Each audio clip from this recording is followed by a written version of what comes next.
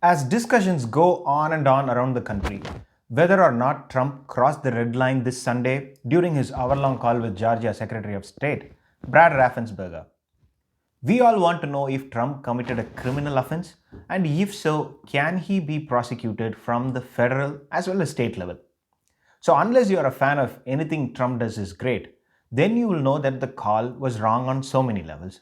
One of the often repeated talking points in right wing talk shows are, how can you record a private conversation with the president and release it to the public? And that it's an invasion on privacy.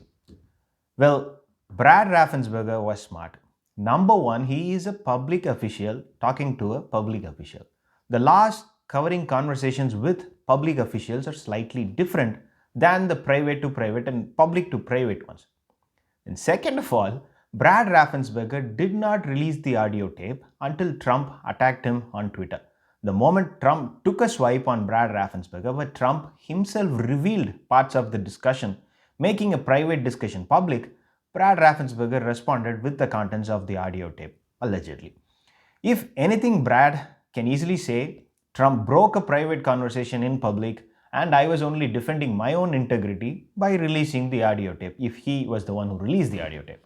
In another 2 weeks, Trump will not be the president.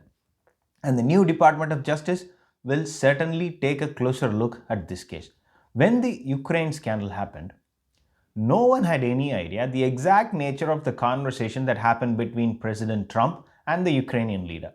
The reports kind of said one thing, Trump kind of said another thing. It was all over the place, and at the end of the day, nothing could be proven beyond reasonable doubt except for all of us talking about it over and over.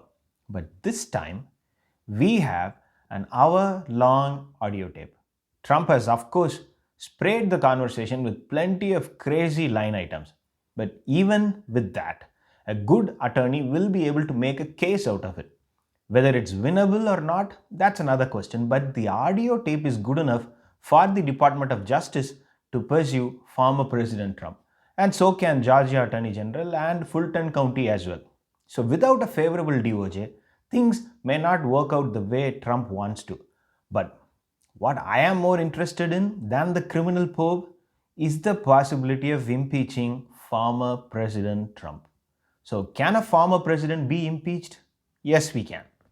A former president will not be subject to be removed from an office, but according to scholars, Article 1, Section 3 of the Constitution, which says that impeachment may result in disqualification to hold and enjoy any office of honor, trust, or profit under the United States, and that particular statement could apply. Now that it is beyond doubt that Trump will pardon himself, by impeaching the president, the Congress can keep Trump away from holding any federal office again. This is what the Washington Post wrote about impeaching a former president. The Constitution gives Congress the power to impeach and remove federal officials. Can Congress beat a dead horse? This seemingly simple question is actually the subject of debate among legal scholars. Some argue it's impossible to impeach former officials, some say it's possible if Congress wants to ban them from holding federal office again. One scholar said a definitive answer would come only after a court battle on these issues. For now, no court appears to have ruled on this question. The text of the Constitution doesn't spell out the answer, and past practice in Congress is also an inconclusive guide.